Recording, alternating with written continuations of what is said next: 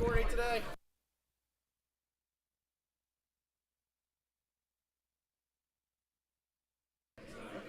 I'm both. Oh, you're both? Yes. You're still in Ron's office too? Yes. Okay. Ladies and gentlemen, thank you to the Education Subcommittee on Policy and Innovation. If you would like to speak, testify, there's a sheet of paper up there if you've not done so far and you'd like to speak to the committee, go ahead and sign up. And we are going to get started in about 30 seconds here, so stand by.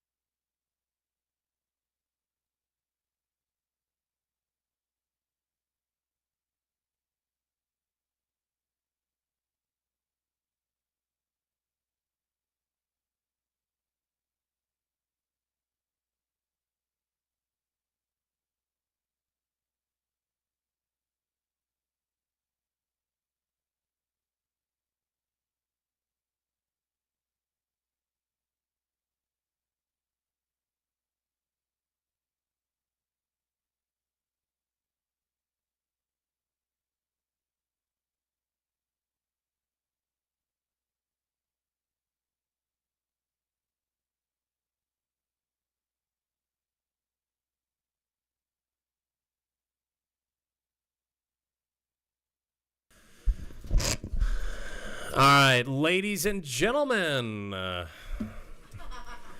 good afternoon. Welcome to the House Subcommittee on Policy and Innovation. We are glad to have you here this afternoon. We are going to first do something we do in all of our education committee meetings, one of my favorite things that we do.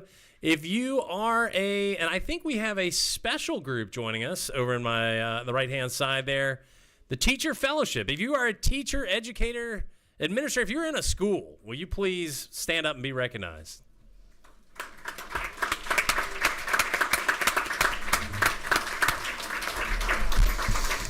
That is awesome. You guys, the chairman says it best. You guys are our heroes. The work that you do every single day is incredible. I don't see any young folks I see a lot of young folks. I'll compliment you guys. Careful now. All right. Do we have any students in the audience? Any students in the audience? Stand up and be recognized. Wow. All right. All right, students, study hard, listen to your teacher, and eat your vegetables. With that, we are going to open in prayer. Representative Townsend, if you'd hit your button. My ankle hurts. I got a little pickleball injury, so pray for me if you would. Open us in prayer, please. Thank you, Mr. Chair. Please bow your heads. Dear Father, thank you for this day. Thank you for this group of people today coming together over these bills to help kids out in Georgia. And that's what we're trying to do, Lord, is use your guidance in helping these young children, young men, young women, in bettering their lives through education and other activities. In Jesus' name, amen. Thank you, Representative. All right, ladies and gentlemen, we've got 4 bills on the agenda in 1 hour. So I'm not a math major. That works out to be 15 minutes a bill. So prize to the author of the bill and the audience if you're able to do it under 15. Some will go quicker, some will go longer. We appreciate that. So would Representative Barrett, if you'd please step up to the mic. You are first up with House Bill 634. As a reminder to the audience, while he's coming up, if you have not signed up to speak to legislation, you can sign up on that sheet down there if you have not already. Representative Barrett, the floor is yours. If you'd read us the LC number. As a reminder, I believe we have passed this bill already before as a committee. Is that correct? Yes, sir, Mr. Chairman, and thank you, ladies and gentlemen. Technically, this is House Bill 634, LC number 492285. We had previously, 2 years ago in 2024, hopefully third time is a charm. This will be the third time coming before the subcommittee. 2 years ago, we passed House Bill 579, which is the same bill, LC 49228, LC 491780S. We passed this bill unanimously in subcommittee. It was a great effort. At the urging of Chairman Irwin, we made a collaborative effort, had a lot of input from a lot of folks on this legislation, from both sides of the aisle, from Gale, from the Department of Education, and I'm joined here today by my excellent friend Michael O'Sullivan, the Executive Director of Georgia CAN. He and I started this process together 3 years ago, and hopefully with any luck we'll finish it together. But House Bill 634 makes a few changes to the Georgia Special Needs Scholarship Program. This program's been around since 2007, as you are all aware, and there are approximately 6,000 students who participate in it. I'd like to make very clear, yet again, this bill is not an expansion of the program in any way, shape, or form. House Bill 634 merely helps to improve the program for parents, school administrators, and the Department of Education. Furthermore, with changes made in the Education Committee 2 years ago, it also increases the level of transparency in the program. It will provide scholarship estimates and actual amounts in a more timely manner, which will allow families to plan better. It allows for how funds are remitted to schools. Presently, checks are mailed to the school and parents have to go to the school to endorse them. It's a cumbersome process. This will allow the Department of Education to transmit funds to the schools electronically. It has clarifying language about the appeals process around scholarship amounts. And it provides even more information into the program about the students who participate in it and on the types of conditions participating schools are able to serve. I'm proud that we passed this unanimously out of this committee. I'm proud that it passed the House 169 to 0 in 2024. It was passed in the Senate in committee. It came through rules. It just didn't get picked in rules, so it never made it to the floor because on sine die. We just ran out of time. So hopefully we would appreciate your favorable consideration, and especially appreciate Representative Townsend for being a co-sponsor of the bill. I think Representative Townsend maybe have a question. Thanks, Mr. Chair. I was just want to compliment the sponsor for bringing this and showing his due diligence and watching out for the kids of Georgia and trying to really cut through the red tape. So at the appropriate time. Thank you. I think we've got one more question. Representative Glaze, to my right, your left. Thank you so much for bringing the bill back and making sure that we get to the finish line. I do think that you put some more measures in here that would give us quicker transmission of funds. And so are these schools the same schools that we've had in the list, or do we have a new list with more schools added to it? There are approximately 290 schools on the list. On the list. As to whether or not they are the exact same schools that they were 2 years ago, I couldn't say, but I could But certainly we get you could that have more information. schools added to the list Yes. over the last 2 years, and that would be the only difference, and then we would transmit quicker. Yes. Okay. Well, thank you for making the bill a little bit of easier implementation. Thank you, and again, I will be supporting this as we did previously. And thank you, Representative, for all of your input in crafting the bill and getting it to the state it's in today. It's my pleasure. Thank you, Representative. We've got two individuals signed up to speak to the bill, Ophelia and Dr. Slatton Barkley. I'll encourage you both. Reading the tea leaves on the committee here, it looks like we're in favor of it. So you can waive your time, or you can give us a thumbs up, or please, we'd love to hear from you. Step on up. Yep, you're live. Good afternoon, honorable representatives. My name is Ophelia Norum. I am here as a parent of a son diagnosed with autism. My son had a wonderful public elementary school career, but 2 years ago we hit a heartbreaking wall. As he prepared for middle school, we discovered that there were no viable options for him in our district. The special needs scholarship was a lifeline for us. Because the calculator opened early, we were able to see how much he qualified for, plan our family budget, and secure his seat at a private school that truly supports him. That transparency allowed us to act in time to ensure that he did not fall through the cracks. I want to specifically thank you for the move towards electronic payments. For a parent navigating the complexities of special education, reducing administrative stress is truly a gift to us. You have no idea. It makes the process smoother and allows us to focus our energy on our children. The changes being proposed are more than just policy updates. They are direct investments in the stability and success of Georgia families. Thank you for your time, your ears, and keeping the best interests of children like my son at the very heart of your work. Thank you. Excuse me, Ophelia, what is your son's name? I'd love to. Sure. His name is Namdi. Love it. Beautiful. Thank you. Thank you. Dr. Slatton Barkley. Good afternoon. My name is Dr. Farron Slayton Barkley, and I drove here today from Macon, Georgia. I am the parent of a child with autism and ADHD who uses the Georgia Special Needs Scholarship. His amazing and one-of-a-kind micro school provides a much-needed service in our community, a private option for disabled children, because disabled children deserve school choice too. Currently, his school has to wait to receive the paper checks for services rendered. Then I have to go to the school to sign them, and then they have to await the deposit. That's why HB 634 matters. It makes electronic transfers of funds essential. Willing private schools deserve incentives and supports to educate our children. As parents in our children's education, parents need to know how much money our children qualify for before we engage with the school. The scholarship calculator is essential in guiding us. It provides transparency for us to make the urgent decisions around our children's developmental needs. The calculator gives an immediate access to financial information to make informed decisions. I love my son. I love his school. HB 634 is a step in the right direction. Thank you. Thank you. With that, committee, we've got a motion on the table. Do I hear a second? I'm coaching my person here. You're doing great. All right. Any discussion on the motion? All right.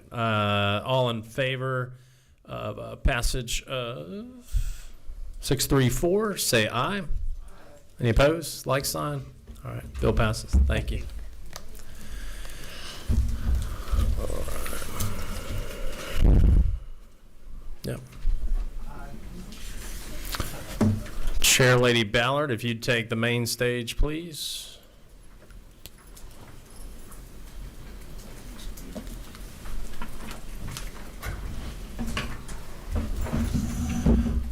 Just real quick, Representative Barrett, if you're still in the room, under 15 minutes, he gets a gold star. Representative Ballard. Okay, thank you, Mr. Chairman. I've got House Bill 1220, and I've got LC 492606. Okay. Okay. House Bill 1220 seeks to make improvements to Georgia Student Scholarship Organization statute by granting schools additional flexibility to better serve their students with disabilities while preserving the structure of the existing program. First, the bill seeks to remove barriers for students with documented disabilities. The proposed language would allow a waiver for students with an IEP, students with a 504 plan, or students diagnosed with dyslexia, autism spectrum disorder, speech language delays, hearing loss, or other intellectual and developmental disabilities. Second thing it does, it addresses the cost of special needs education without expanding the SSO program. It would exclude students with designated disabilities from the scholarship cap. This change would not require schools or SSOs to increase the scholarship amounts. It would simply give them the option to use existing scholarship dollars a little bit differently.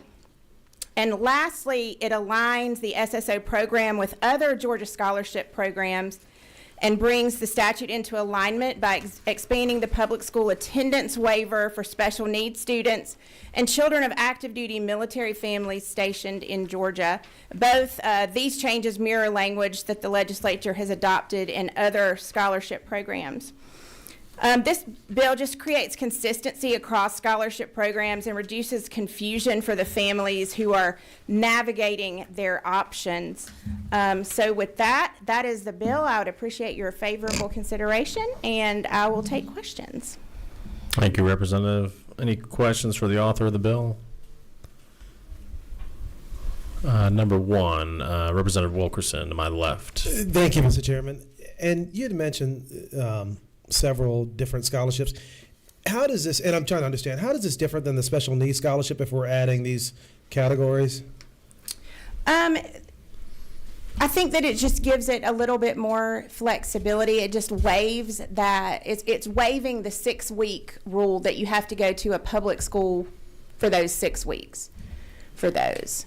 Would you qualify for both under this scenario? That is a great question, and I will have to get back to you on that. I don't think so. Okay, I'm not sure, because again, I was trying to figure out, I get what you're trying to do, I'm just trying to figure out, the special needs scholarship has all the different categories and has the waiver for the military, et cetera, and if we're going to add this, I didn't that's know how what they we're would doing. We're duplicate. getting this in line with the other scholarships that we have in Georgia, with the other scholarship opportunities that we have, because the language is different in those. So we're just sort of, is Ledge Council? We're going to phone a friend here. Here we go. Number 13. I don't think I only got the second half of the question. Are you asking, can you be eligible for a scholarship other than the special needs scholarship? Well, I guess, yeah, two parts, like, is this basically making it the same criteria for the special needs, and can you get both? You cannot get both. Okay. The scholarships provide that they're mutually exclusive. Yeah, you can't stack scholarships. Now, okay, sorry. Okay. Would you follow up? Yeah, follow-up question. So one of these I know you can, so basically I guess a student can pick which one is more advantageous, because one of these I thought you got when you first get the scholarship and you keep that weighted level, and the other one, do both of them do that? So basically if I go into kindergarten and if I get the highest possible weighting, that carries all throughout high school. Is that just the special needs, or does the SSO do that as well? That is also a great question. I might have to phone a friend. Well, you may have a friend here. I'm going to go number 24. I don't know if he's a friend or not. We'll find out. I'm a friend, but unfortunately the wrong friend this time. No, I just had a basic comment. I liked what she did with the military members who they come into our state and serve our country, and this provides them equal access to programs they didn't have earlier because they weren't stationed here. So I thought that's pretty, this is nice. Just And I do get the support. question from my military members in my district a lot. Yeah, I think that's key. That's what makes this bill. Yeah. Very good. Well, seeing no more questions, we have got one person, Ms. Claire Suggs, if you'd step up to the podium to speak to the bill. Ms. Claire Suggs with Page. I think it was Page Day today, right? It was. So Page we Day. have some of our educators here in the room. Happy It's Page wonderful. Day. Thank you. So yes, I'm here with Paige, and would offer given the bill's focus on including students with an IE plan or a Section 504 plan, we would suggest that schools who participate in the program, that they would report out the special education services they provide. We think that would be helpful for parents to have that information readily accessible so that they could really make an informed decision about the choices that would work best for their kids. Okay. Thank you. Representative Wilkerson.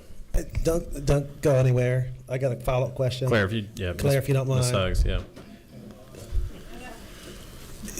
Quick question. Are those requirements under the current special needs scholarship?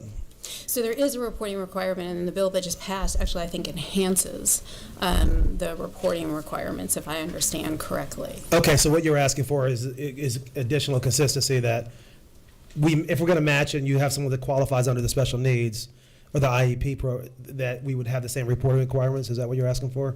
I think, well, we certainly want the schools to notify. The schools to notify. To have the public if they get the reports. SSO. So that, yes, so that okay. if a parent can make that informed decision, what services that school is able to offer to children with special needs. Thank you. Okay. Seeing no more questions, what is the will of the committee? Representative? Chairman, I motion to pass. All right. I have a second. Second. All right. You have a question or a motion? We'll find out. Potential motion as it moves forward. All right. Shoot. And I'll be happy to move it. Would the author, as it moves forward, be open to amending the language that if someone qualifies under the IP to match it up so that they do basically mirror each other for those reporting requirements? I think that would be fine. I think more information for parents is always a good thing. Okay. Thank you. And as it moves forward, would that be better as it moves forward to get the language offline? Yep. Please do. Thank you. Number 24 to my right. I was going to ask the same thing. I thought that was a good suggestion and asked if she'd be willing to have a friendly amendment to that. So that's good. Hey, Page Day. Good job. All right. Well, the author will work on that. In the meantime, I've got a motion on the table. Not seeing any other discussion. I'll call the question. All in favor, do pass. Say aye. Any opposed, like sign. On to full. It's 2:21. I'm loving this. I sense like an omen, though. I don't know. I'm nervous. All right. Mr. Timeout Boy, Mr. Will, got floor leader, Will Wade. House Bill 1164. All right, Chairman. I will not be able to do this in 6 minutes if I do it justice, but I will give it my best try. Thank you. Here's a handout. This will help members kind of flow the meeting. And then I may have some friends that are here. I guess just for logistics, we could pull them up during the questions to there from both DOA or GOSA, since we've got a lot of moving parts. All right. So first and foremost, just to kind of give you guys, Mr. Chairman, we are working on House Bill 1164. This is LC 47267-0S. So I'm going to give you kind of a summary. I'm not going to read lines yet, but I'm definitely willing to go through specific lines if members have any questions. So first, I want to focus on one statement to the education community. I know the job of a superintendent and the CFO, bookkeeper, the folks that are working, they do a really good job by and large across this state. There are challenges that they faced. I remember the Great Recession. I remember what we like to call the bobbing and weaving, trying to figure out how we were going to ensure that we continue to keep as many teachers employed when revenues and the challenges that were happening during the Great Recession. So this is not a criticism of those folks that are trying to do everything right. I would argue that we need to encourage school systems and the agencies that serve them, like GSSA, GSBA, PAGE, NEA, to have better training as we go forward through this process, because this is a financial oversight and transparency and accountability in public education. That's the focus of this legislation, to ensure that we don't have major financial surprises within our school systems that could negatively impact our teachers and students. I definitely believe that our school systems, the central offices, they're human beings. Sometimes they make mistakes, but I don't want that to negatively impact what's going on or could be going on in the classroom. So that's the heart of where this bill is coming from. So I want to first say that. The bill's purpose is to strengthen financial oversight, transparency, and accountability for local school systems and state charter schools by enhancing audit requirements, creating a fiscal monitoring framework, and increasing state-level review of financial risks in public education. This is designed to ensure that taxpayer dollars are properly managed financially, and financial irregularities are addressed early, and school system remain fiscally stable while continuing to serve our students effectively. So the core policy objectives laid out here, with lots of input from all stakeholders, is to improve fiscal transparency in K-12 education, prevent financial mismanagement and deficits, strengthen audit and monitoring systems, provide early intervention for financially distressed school systems, and protect classroom funding through stronger financial accountability.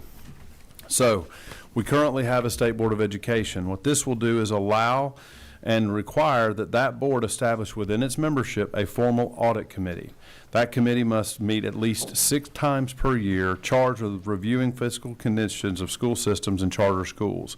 It will authorize to request and review audit reports and financial data from multiple state agencies. The impact, this will add a permanent structured oversight mechanism focused specifically on education finances.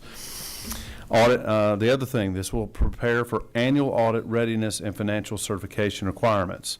Each local school system and state charter must complete an annual fiscal audit, submit audit readiness certification by December 31st, certify that they are not delinquent on any state health benefit plan, teachers' retirement, public school employees' retirement system, or Department of Labor obligations. Failure to comply results in a high-risk designation. Now, some of this is not new. This is just bringing a formal timeline and process to what should be the best practices and what should be expected of every school system.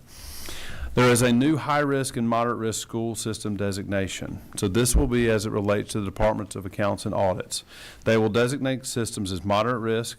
That would be typically 1 to 2 years of irregularities. Design systems as high risk, 3 years of irregularities or deficits, and require mandatory audits for designated systems. The impact there is creating a standardized accountability classification system for fiscal health. In these situations in which there are financial irregularities, the Department of Accounts and Audits will provide a process for them to respond within 60 days. Corrective action plans must be board approved within 120. Monthly expenditure reports must be reviewed and acknowledged by board members while under risk designation. Number 5, progressive monitoring and intervention programs. By July 1st of 2026, the Department of Accounts and Audits must implement a statewide fiscal monitoring program that fiscal condition monitoring for all school systems, technical assistance and interventions. This is to help potentially their new superintendents, their new financial directors, their new CFOs. Sometimes you are handed something that you're not aware of problems existing until an audit has been conducted.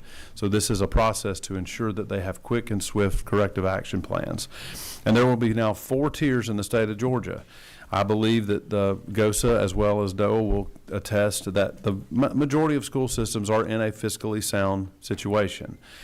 They need to do a good job of determining which systems are in a fiscal watch, a new fiscal distress, or, in the worst case scenario, a critical fiscal emergency.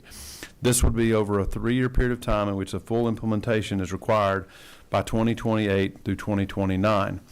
I believe the state auditor will tell you that they have a good idea which systems are struggling the most.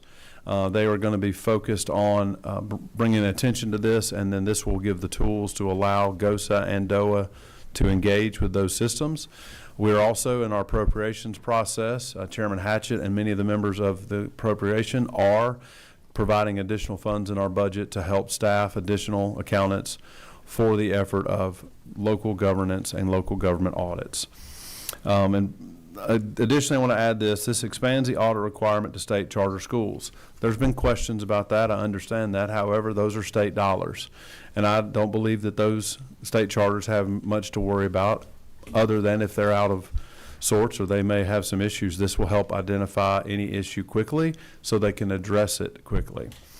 This will authorize investigations into mismanagement or misconduct. It will require audits in accordance with GAAP accounting. It allows state auditors to prioritize audits based on fiscal risk and readiness.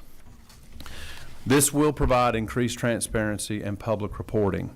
Public notice of financial conditions for high-risk systems. I believe parents and families need to be aware if their system is in distress. Posting audits, budgets, and financial irregularities online.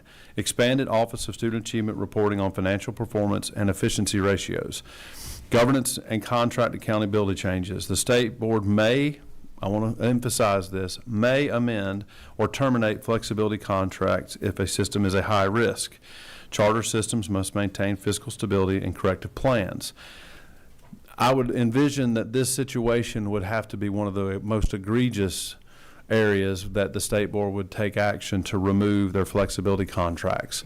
But it gives a full force opportunity to address if you have a completely non-compliant board or superintendent that is not willing to go through a corrective action plan. I don't think that would happen very often, but this is there in the event that that tool is needed. And again, I will remind the committee it is a may, not a shall. We'll let the state board go through their audit committee process to determine if that is a necessary tool that they need to implement. The positive impacts. This protects taxpayer funds. It prevents long-term school system insolvency. It strengthens early detection of financial mismanagement, and it improves confidence in our funding. We at this legislature, since I've been here, have fully funded education with our QBE formula. We've even added additional line items for things like school safety, transportation, and even poverty weights. We want to ensure that those taxpayer dollars are being audited appropriately. This effective date would be July 1st, 2026, and again, the monitoring program would be phased in through 2029. With that, Mr. Chairman, I'm happy to answer any questions and provide any clarity that is needed for the committee to make a decision. Thank you, Mr. Leader. This is a good bill. I know there's been some challenges in certain areas of our state on this subject.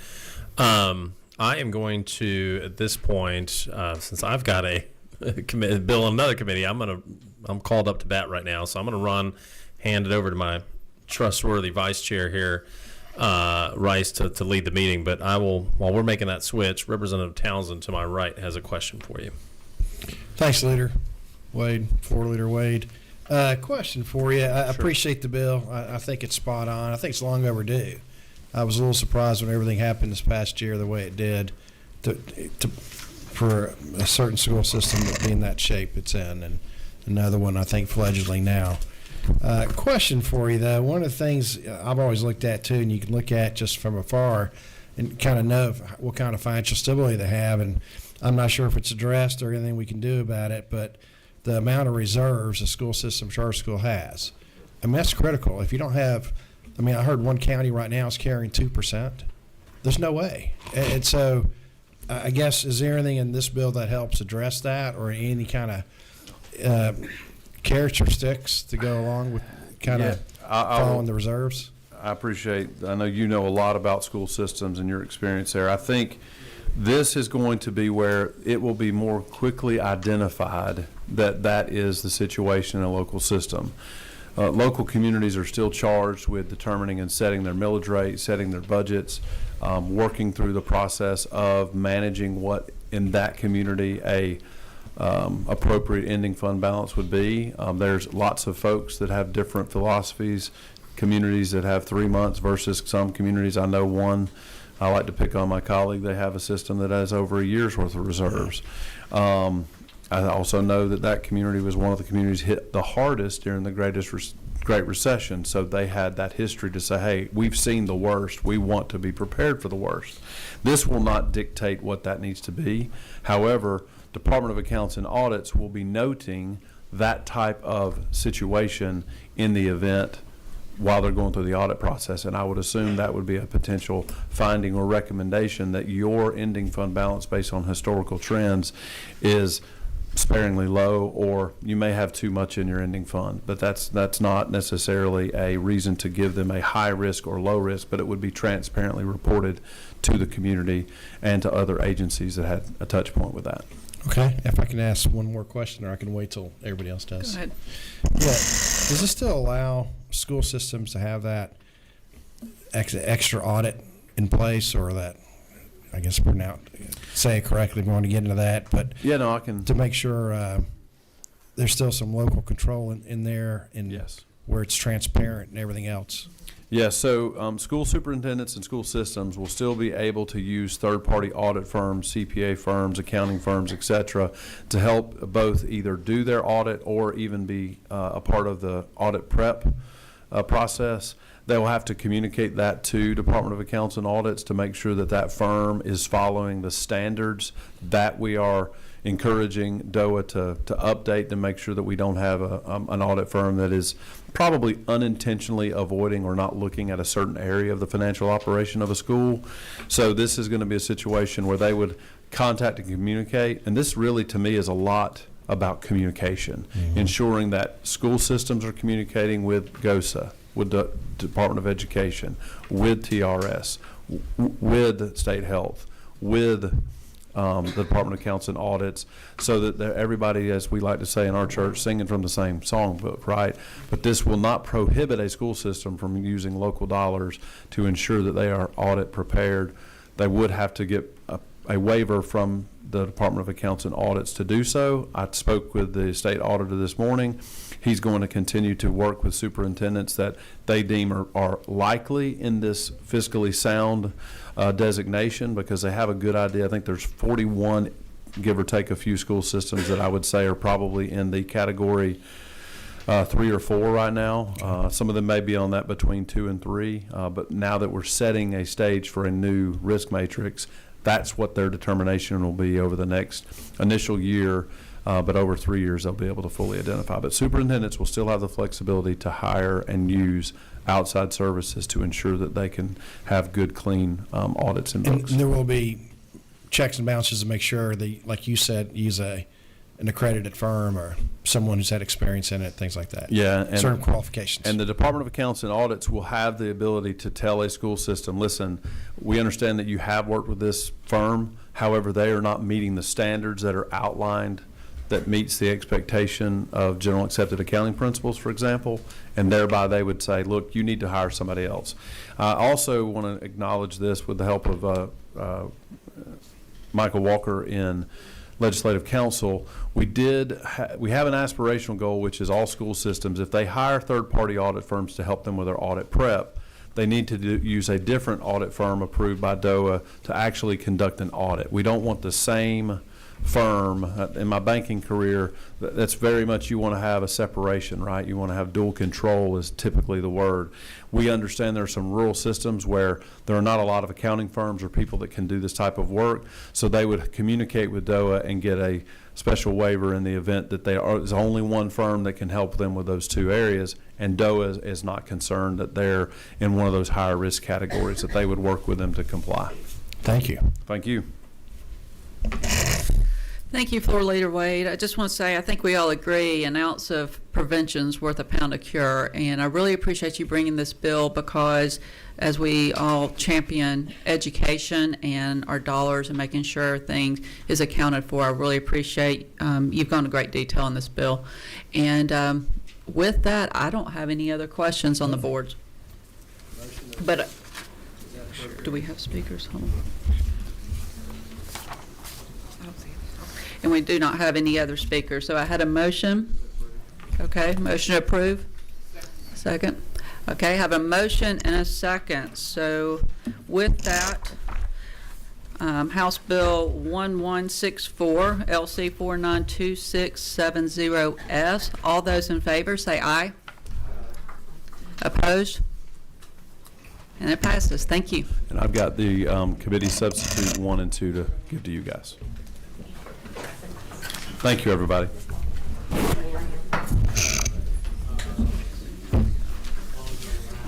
Turn me off.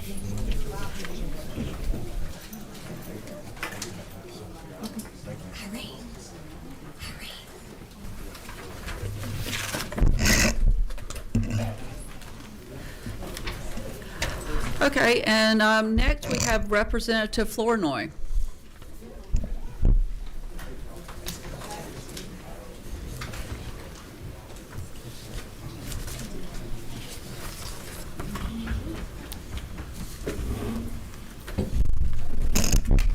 Good afternoon, Representative, and if you'll just confirm that LC number. Good afternoon. Thank you, Madam Chair. House Bill 1218, LC number 610349. Thank you. Okay. So good afternoon to our chair and to members of the committee. I want to thank you for the opportunity to submit this bill, House Bill 1218.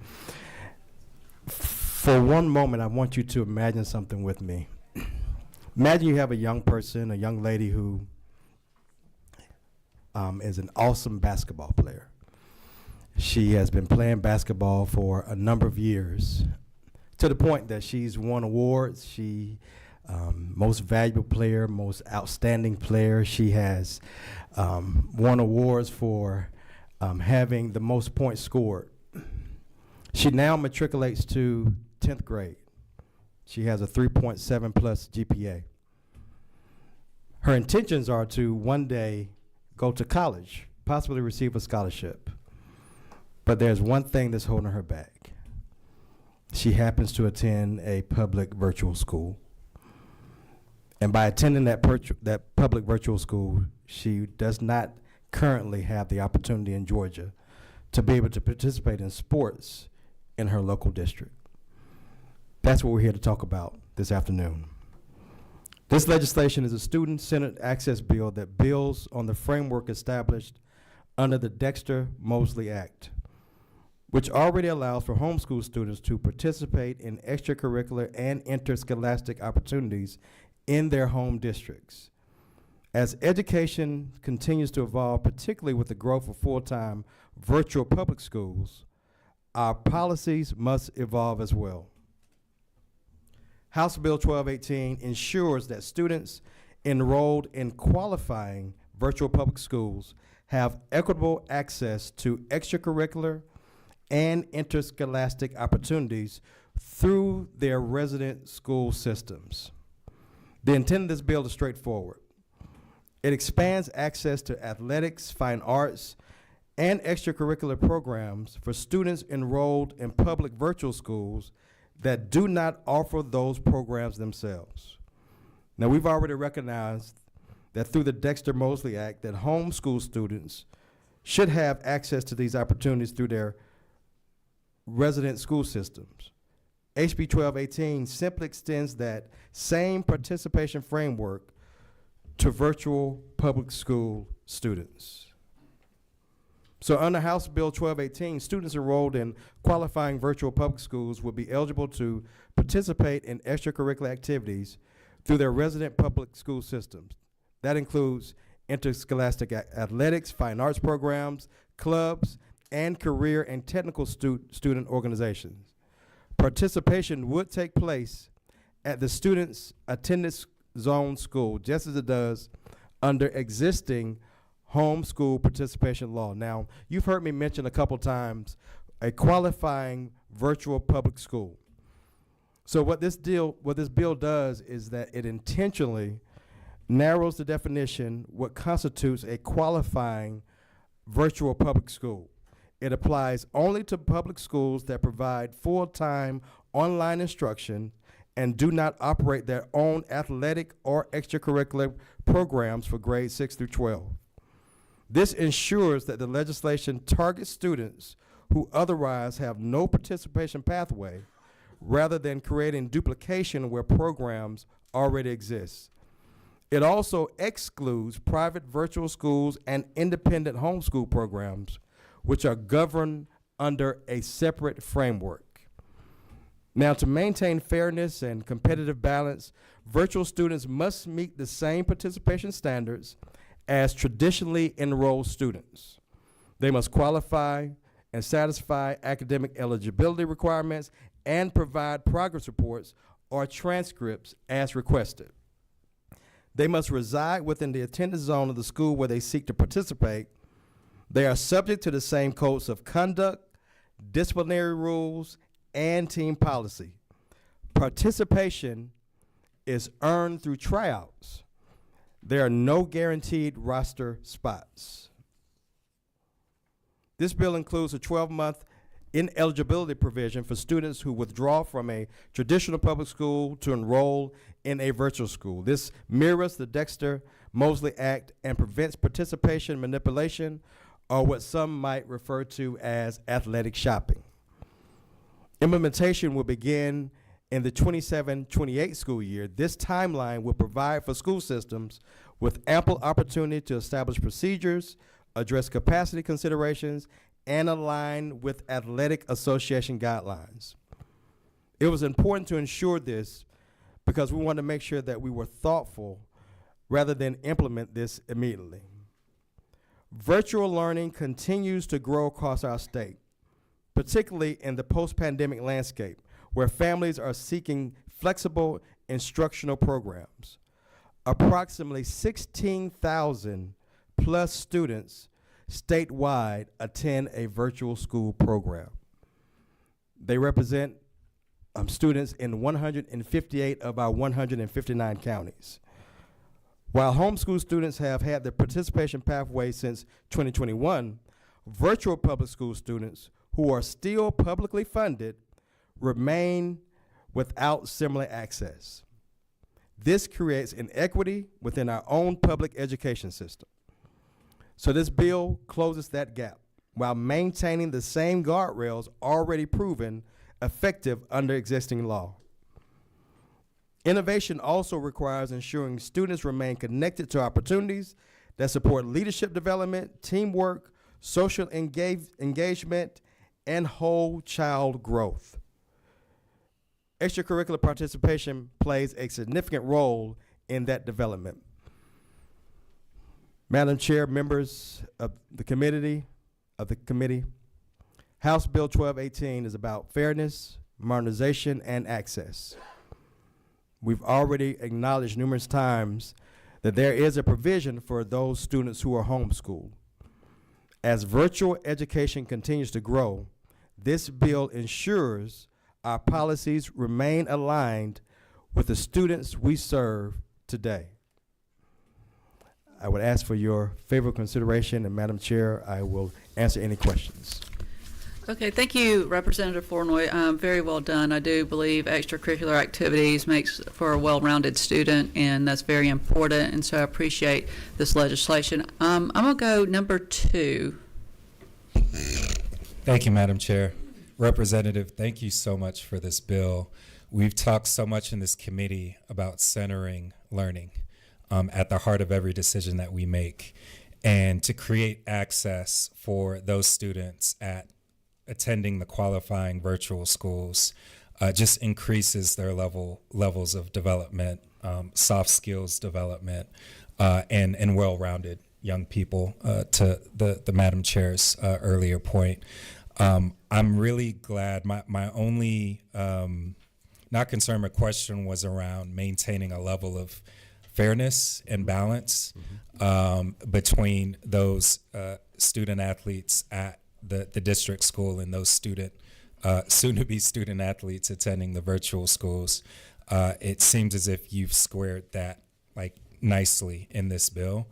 But it's about access. I mean, anyone who's participated in sports just understands the world of benefits that come from being able to participate in extracurriculars, and this bill just expands that access and opportunity to more student athletes. So thank you for the bill. Thank you for your support. Okay, thank you. And we have the room is booked for 3 o'clock, and I want us to progress on this bill because you've done a lot of work on it, and we have a few speakers. So I'm going to go next to number 24. Thanks, Madam Chair. Just 2 quick questions, if possible. What was that? First, I like the bill. I think you did a great job with it. I appreciate what you're doing. And you're watching out for the kids, and that's end of the day, that's what we're supposed to do in here. So I appreciate what you're doing. But 2 things real quick. Georgia High School, have they kind of bought into it, understand that how specific you are where the kid has to live? Have they had any feedback on the bill yet, or have you talked to them? Or? Well, I've talked to Virtual School Association, Charter School Association, I have not spoken with Georgia High School Association. And the second question you just mentioned was charter schools. I may have missed it. Are they included in this bill as well, besides the virtual school kids? Yes, they are. Okay. Yes. Thank you. Public charter schools. Okay. Yes. And is this, it's not hearing only, is it? We're voting on this? And we're planning on voting on it. Okay, at the appropriate time. Thank you. Number 26. Thank you, Madam Chair. Thank you so much, Representative, for bringing this bill. I really did not know that this gap existed, and thank you for coming right in with good eyes and seeing it. What I am concerned about is there anything in the bill that would allow the local public school and the local charters, whether they're virtual or in standing building, to connect so that they know ahead of time when the tryouts will be, who are the coaches, where to show up, just so that we have the complete communication between those students and their home school. Thank you for that question. So there is a provision in the bill that requires those students who are wanting to participate in those activities to give a 30-day written notice. What that does is that coordinates the planning, that allows for making sure that the schools are prepared. There's not going to be any additional requirements for the schools. So let's say, for example, if there are 15 spots for basketball, they're going to remain 15 spots. And so there's not anything additional that the school would need to do, but that notification would kind of allow for that planning to take place and the coordination. Yes. So that I understand it, is it the school responsibility to get information over to the virtual school, or are you saying the virtual school student has to connect back to his home school and give them 30 days prior to workouts? Correct. Or prior to, and so how would the homeschool get the information of when tryouts start? Is there anything that the local school would be responsible to getting over to the virtual school? So let's say, for example, if someone wanted to play football, that student would reach out to the school. Let's say, for example, if we know general time that football starts around August, September, that student would be required to notify the school, let's say June, that their intentions are to participate in football at that school. At that time, then the communication would start, okay, well, these are when tryouts are going to happen and things of that nature, but it would be the responsibility of the parent of the virtual school in order to make sure that they have that information. Okay, thank you very much. And with the time, I want to make sure we do have time for that vote, but I know there are some people that made the effort to be here, so we're going to need to limit the comments to 1 minute. So what I'll do is I'll call up and I'll say this next person on deck, so if you'll be waiting, we'll have 1 minute for each. The first one is Dealja Brown, and on deck is Darian Rainey. Good afternoon. I am here wearing the hat as a parent of a student formerly enrolled at Georgia Connections Academy, which is a virtual public charter school. I respectfully ask that this committee supports House Bill 1218 that allows students enrolled in virtual public schools to participate in athletics at their local school. Each year, public virtual schools lose exceptional students, not because of academics, not because of discipline or engagement, but because they want the opportunity to compete in high school athletics. These are students who thrive and have found their way in virtual learning environment, yet desire the teamwork, structure, and community that athletics provide. Students who want to compete at the collegiate levels in the future. Students such as my son, who you'll hear shortly, who struggled academically in a brick and mortar school because of ADHD. They were able to find their way with flexible options that virtual schools offer. We had the choice as a family to make between academic fit and athletic participation. I urge you to support this bill and give students in virtual public schools the opportunity to learn where they thrive and be able to compete where they live. Thank you. Thank you, Ms. Brown. Darian Rainey, and next up is John Funny. Testing? Okay. Hello, good evening. My name is Darian Rainey. I am a former student of Georgia Connections Academy and currently enrolled into Arabian Mountain High School. As a student athlete, baseball has been one of my greatest passions. At the same time, I am a student with ADHD. For me, the virtual learning environment that Georgia Connections Academy gave me was not just convenient. It was life-changing. With its flexibility and its structure, teachers were accessible, responsive, and supportive. Unfortunately though, students enrolled in virtual public schools are not allowed to play at their local zoned high schools. Because of this, I had to make a difficult decision to leave Georgia Connections Academy. I left a school where I was excelling academically and managing my ADHD successfully because of the current policy that did not allow me to do both. I respectfully ask you to consider the policies that allow students that enroll in virtual public schools like Georgia Connections Academy to participate in the athletics at their local zone schools. Thank you. Thank you. And next we have at John Funny. Testing. Is that right? Yes, ma'am. Okay. All right. Good afternoon, committee. I would like to thank you all for allowing me the opportunity to speak to you all today. My name is John Funny III, and I'm an 11th grade student. I'm an 11th grade student with the 4.2 GPA. I engage in multiple civic organizations such as National Honor Society and Beta Club, and a dedicated student athlete. But I was once in ninth grade as a virtual student at Georgia Cyber Academy, where I was told that I was not allowed to play tennis or run track for any school because I was a virtual learning student. And simply not because of my grades, but not because of my effort, just because of simply how I received my education. Sports are more than games. They build discipline, teamwork, leadership, and mental strength. They give students purpose, structure, and connection. Whether a student learns in the classroom, at home, or online, they still are part of this community. They still deserve an opportunity. This bill is about fairness. If virtual students meet the same academic and eligibility requirements as traditional students, they should have the same chance to compete. I stand here not just for myself, but for the ninth grader I once was, and for every other student who feels excluded simply because their learning environment is different. Let's make sure no student is denied opportunity when they are willing to work for it. Once again, I would like to thank you all for allowing me to speak here.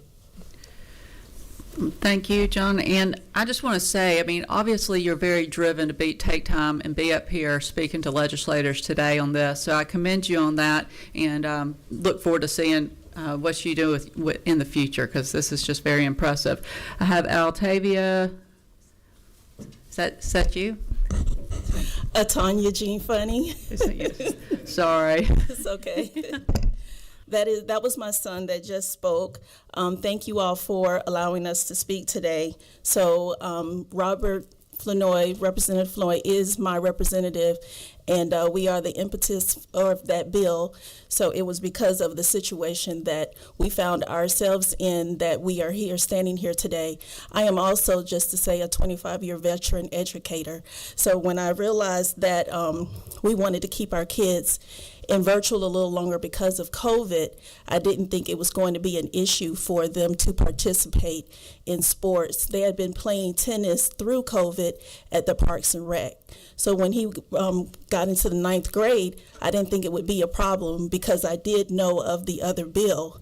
But I didn't realize in the homeschool bill that you have to enroll your child for one class into the school system, which if we had tried to do that would have been double dipping because Georgia Cyber Academy is its own school district. So that wouldn't work for us. I did go through all the ranks of my school system, and I did also speak to Georgia High School Association, and they stopped accepting my phone calls. So as an advocate in my community, that's when I went to my legislature. So what I want you all to know that this is a prime example of our legislators listening to us, because I go around my community and I advocate and I say, you know, we put these people in office because they're going to advocate for us. And I would appreciate your support, because this is what advocacy looks like. Thank you. Thank you. And our last speaker is Holly.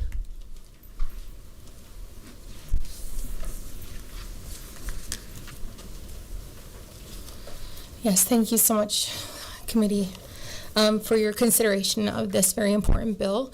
Just wanted to share personally how accessing educational options for my 4 children actually created some disparities amongst them in regards to access to sports opportunities. My oldest son is in 12th grade, and he currently attends Georgia Connections Academy, which is a state charter online public school.